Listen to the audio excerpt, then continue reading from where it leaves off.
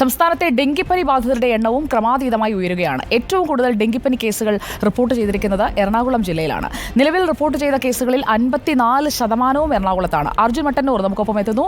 Good evening Arjun Mattannur. പനി പടരുമ്പോൾ എറണാകുളത്തെ കണക്കുകൾ അല്പം പേടിപ്പിക്കുന്നതാണല്ലോ ഡെങ്കിപ്പനി കേസുകളെ സംബന്ധിച്ചിടത്തോളം. ഹോട്ട്സ്പോട്ടുകളിലെല്ലാം ഡെങ്കി കേസുകൾ ആക്റ്റീവായോ?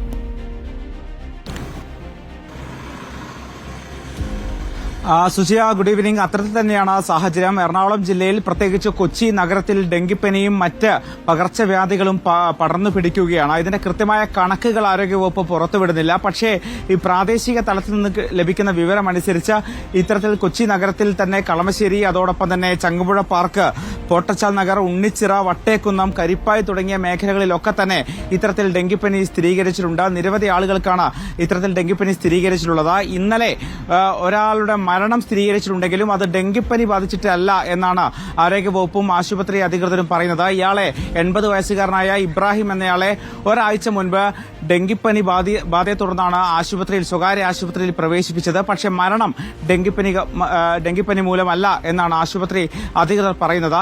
അപ്പോഴും അതോടൊപ്പം തന്നെ ഈ തദ്ദേശ സ്ഥാപനങ്ങളടക്കം ഈ മഴക്കാല പൂർവ്വ ശുചീകരണവും മറ്റും കൃത്യമായി നടന്നിട്ടില്ല എന്നൊരു ആരോപണവും ഉയരുന്നുണ്ട്. നേരത്തെ കഴിഞ്ഞ വർഷം ജനുവരി മുതൽ ജൂലൈ വരെയുള്ള കാലയളവിൽ നിരവധി ഹോട്ട്സ്പോട്ടുകൾ കണ്ടെത്തിയിരുന്നു. ഇതേ ഹോട്ട്സ്പോട്ടുകളിൽ തന്നെയാണ് ഇത്തവണ ഡെങ്കിപ്പനി കൂടുതൽ ബാധിക്കുന്നത് എന്നതും ആശങ്കപ്പെടുന്ന കാര്യമാണ്. എന്തായാലും നിരവധി ആളുകൾ ആശുപത്രിയിൽ ഇപ്പോഴും ചികിത്സയിലാണ്. പകർച്ചവ്യാധി എറണാകുളം ജില്ലയിലാണ് ഇപ്പോൾ ഏറ്റവും കൂടുതൽ, പ്രത്യേകിച്ച് ഡെങ്കിപ്പനി. സുജിയ.